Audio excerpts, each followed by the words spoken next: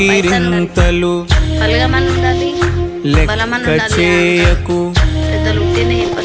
వెక్కిరింతలు లెక్క చేయకు, పళ్ళున్న చెట్టుకు అలవాటేగా కలత చంద. ఆయన తరపు నుంచి కూడా ఎవరు లేరు. ఆయన స్తంభం నుంచి కింద పడ్డారు. ఆయన ఏం పని చేసే పరిస్థితిలో లేడు. బట్ కాకపోతే సర్జరీ చేయించినాం. కానీ ఒక చిన్న రెంట్ దాంట్లో మేముండి వాళ్ళతోటి మేము మాటలు పడుతున్నాం చూడు ఫ్రెండ్స్.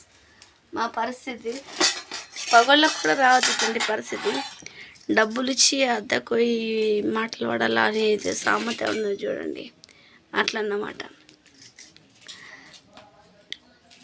దేవుడు చూడకుండా ఉన్నాడు ఫ్రెండ్స్. ఎవరైనా కూడా మనము దారిని నడుస్తున్నామంటే రాళ్ళు వస్తాయి, ముళ్ళు వస్తాయి, ఎన్నో వస్తాయి.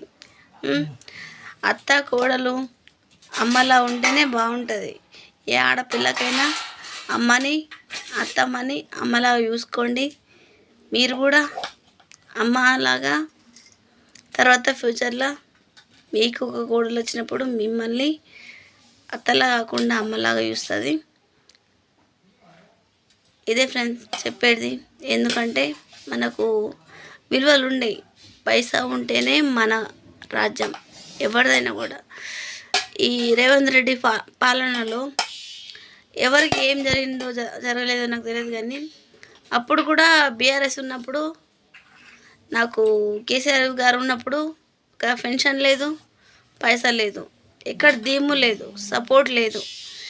ఇప్పుడు కూడా నాకు ఎట్లాంటి సపోర్ట్ లేదు ఫ్రెండ్స్.